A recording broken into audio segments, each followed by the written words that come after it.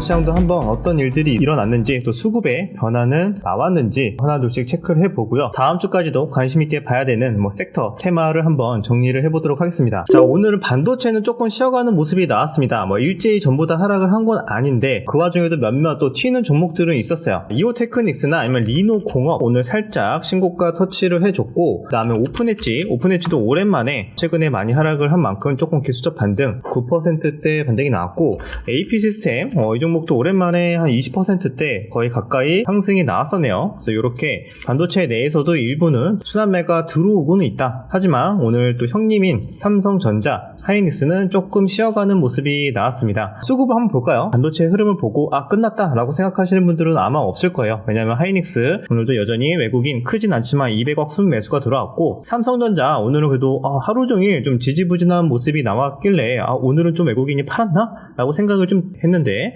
외국인이 그래도 600억 정도 순매수를 했고 거의 기관이 다 던지면서 오늘 좀 쉬어가는 모습이 나왔다, 이렇게 보시면 될 것 같습니다. 자, 그리고 특징적이었던 게 어제 저 PBR 관련주가 굉장히 강하게 반등이 좀 나왔었죠. 하지만 오늘은 대부분 반납이 나와주면서 좀 아쉬운 모습을 보였는데, 그나마 현기차는 소폭 하락이지만 금융주들은 좀 많이 반납을 했습니다. KB금융도 마찬가지고 하나금융지주 이런 종목도 어제 좀 반등폭을 대부분 반납을 하는 모습이 나와줬고, 그리고 삼성, 화재 이런 종목들은 전저점을 이탈하고 삼성생명 이런 종목들 마찬가지 이런 종목들도 거의 추세를 좀 이탈하는 하락이 나와주면서 아무래도 확실히 좀 총선 결과 때문에 투자 심리가 조금은 꺾인 게 아닐까 그렇게 생각이 좀 드네요. 자, 그 외에 특징적이었던 게 오늘 오전부터 굉장히 강하게 또 변압기 전선 쪽이 엄청나게 또 수급이 들어왔었는데, LS 일렉트릭 장중에 23% 급등이 나왔고 HD 현대 일렉트릭도 마찬가지 장중에 10% 14% 이상 급등이 나왔다가 굉장히 강하게 또 윗꼬리를 만들면서 약간의 피레침에 가까운 캔들이 나왔습니다. 거래량도 최근 들어서 가장 많이 증가한 거래량이고요. 최근에 상승폭이 한 2-3개월 만에 100% 이상 급등이 나온 자리에서 이런 식의 패턴이 출현을 한다. 보통은 우리가 예전에 기술적 분석, 차트 분석을 봤을 때는 단기 급등 이후에 위아래 변동성이 굉장히 큰 캔들, 그리고 거래량이 최고로 증가하면서 윗꼬리가 크게 만든다던가 또는 영망치형으로 이런 식의 캔들이 만들어진다던가, 보통은 단기 고점에서 대량 거래를 수반하는 이런 패턴은 단기 고점에서 자주 출현하는 이런 또 전형적인 차트죠. 그런 관점에서 봤을 때 변압기 쪽 최근에 너무 흐름이 좋았지만 윗꼬리가 길게 나오면서 거래량이 증가한 이런 패턴이 나온 만큼 당분간은 조금 차익 실현의 가능성도 열어두고 보수적으로 봐야 되지 않나. 하지만 아직 산업 전체적으로 봤을 때는 모멘텀이 살아있는 만큼 만약에 추가적으로 과한 눌림이나 조정이 나와준다면은 다음 구간에서는 천천히 좀 접근을 해볼 수는 있을 것 같습니다. 그래서 오늘 시장의 특징이었던 거는 변압기 쪽, 특히 이쪽이 단기 고점에 이런 또 패턴이 나왔으니까 이 이후에 차트 흐름도 한번 유심히 체크를 해봐야 될 것 같다, 이렇게 말씀을 드리도록 하겠습니다. 그 다음에 이 이슈들이 몇 가지가 있는데, 오늘 중앙에너비스, 한국석유, 흥구석유 이런 종목들이 장중에 양봉 전환을 하고 시가 내에서도 올라와 주고는 있거든요. 이런 종목들이 왜 움직이나 조금 찜찜하죠. 아무래도 이런 뉴스가 있었습니다. 이란 보복 공격이 임박했다. 미국 중부 군사령관이 긴급 이스라엘로 갔다고 합니다. 그래서 여기에서 수일 내로 48시간 내다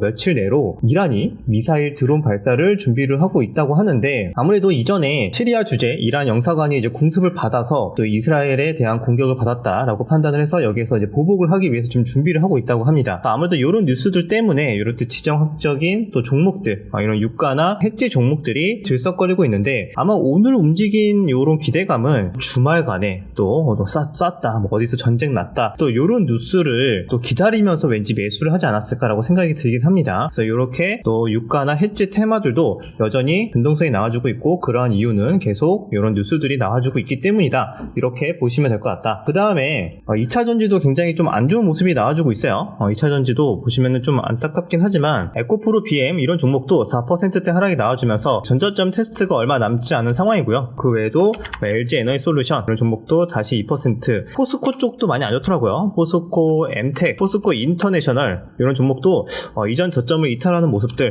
포스코 퓨처임도 마이너스 5%, 2차 전지도 확실히 추세는 계속 역배열로 아직 바닥은 다져지지 않은 상태다, 이렇게 보시면 될 것 같습니다. 그러면 어디가 오늘 좋은 수급이 들어왔는지 한번 본다면은, 기존에 강한 주도주는 반도체였죠. 그런데 오늘은 비교적 반도체 섹터가 조금 쉬어가는 모습이 나왔어요. 그러니까 수급이 바로 또 분산이 되기 밀리기 시작하면서 최근에 좀 과대 낙폭이었던 종목들, 예를 들면은 바이오 같은 종목들이 좀 반등이 잘 나왔습니다. 삼천당 제약 8%대 반등, 그 다음에 알테오젠, HLB, 레고캠 바이오 일제히 2에서 8% 5% 이렇게 다 반등이 나와줬고, 하지만 추세를 전환시킨다기보다는 최근 하락에 따른 그냥 약간의 기술적 반등 정도로 해석을 하는 게 맞을 것 같다, 이렇게 보고 있고요. 데이터 센터 테마는 대부분 소형주라서 조심스럽지만 차트로 봤을 때는 그래도 비교적 양호하게 순환매가 정기적으로 한 번씩 들어오고 있어요. 그리고 어제 말씀드렸다시피 데이터 센터 쪽 제가 뉴스를 말씀을 드렸죠. 요즘 계속 데이터 센터 관련된 뉴스가 나와주고 있다. 오늘도 추가적으로 이런 뉴스가 있는데, 사우디와 아랍에미리트가 AI 패권을 잡기 위해서 공격적으로 데이터 센터로 투자를 한다, 경쟁을 벌이고 있다, 이런 식의 뉴스도 나왔으니까 우리나라도 투자를 한다, 국내 대기업들 관련된 뉴스가 후속으로 언제든지 붙어줄 수는 있겠다, 이렇게 보고 있습니다. 그 외에는 어디로 순환매가 들어왔냐, 화장품도 괜찮았고요. 그 다음에 조선 쪽까지도 나쁘지 않았습니다. 조선 쪽 먼저 볼까요?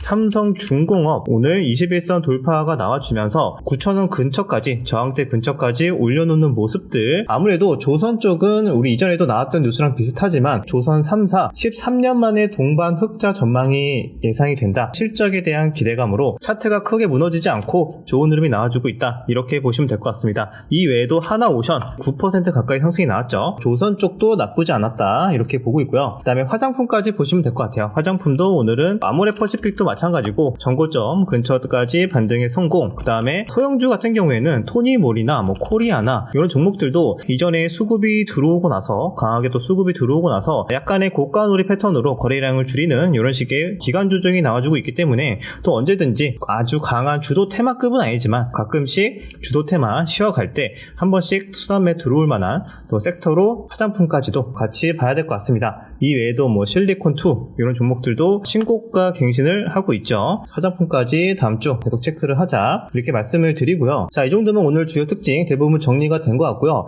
조금은 찜찜한 부분들, 이게 항상 걸리긴 합니다. 어제도 말씀을 좀 드리긴 했지만 환율이 벌써 1380원이 다 왔습니다. 심리적인 마지노선이 1360이다 1470이다 이런 얘기가 나왔는데, 그런 얘기가 얼마 나오지도 않았는데 벌써 말하는 도중에 80도 지금 왔다 갔다 하고 있습니다. 이 정도면은 정말 이제 정부에서 이제 외환 개입이 거의 임박할 것 같은데, 환율의 추이도 계속 체크를 해야 될 것 같다. 그나마 다행인 거는 역시 외국인 대량의 매도는 나와주고 있지는 않다, 이렇게 보고 있습니다. 자, 그러면 오늘 한번 시장 정리를 해볼까요? 기존에 강한 수급이 들어왔었던 반도체는 조금 쉬어가는 모습이 나와주고 있다. 하지만 차트는 무너지지 않고 있고, 삼성전자도 결국에 여기 고가놀이 패턴으로 얼마나 양호하게 기간 조정이 나와주고 다시 한번 정고점 돌파가 나와주는지 또 봐야 될 것 같고요. 그 외에도 몇몇 반도체 종목들, 하나마이크론, 이스페타시스, 한미 반도체 등등 계속 다음 주까지도 또 변동성 나올 걸로 판단을 하고 있습니다. 다음 주도 반도체 계속 체크를 하자. 그 외에도 양호한 또 테마가 차트상으로는 데이터 센터나 화장품, 조선 쪽으로 말씀을 드렸었고, 아쉬운 부분은 2차전지, 저 PBR이 좀 아쉬운 모습이 나와주고 있다. 자, 그리고 유리기판은 어떻게 된 건가요? 유리기판이 오늘은 조금 혼조세가 나왔어요. 조정이 나오는 종목도 있고 소폭의 반등이 나오는 종목도 있었습니다.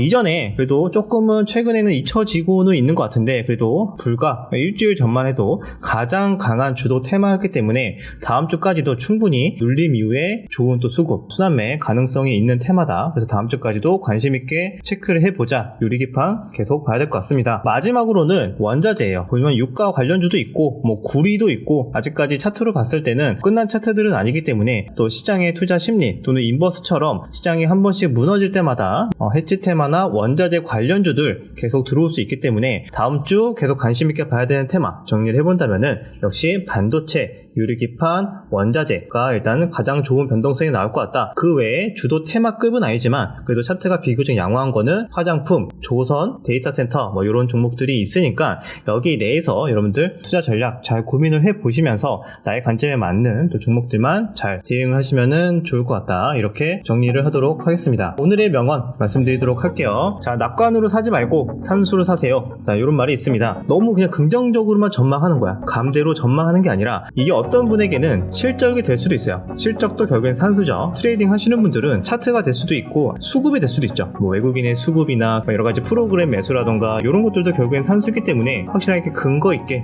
산수로 매수를 해야 된다. 실적이든 수급이든 본인만의 기준에 따라서 매매를 해야 된다. 이렇게 보시면 될 것 같습니다. 자, 그러면 오늘 영상은 여기까지 마무리하고요. 주말 잘 보내시고 또 다음 주에 뵙도록 하겠습니다.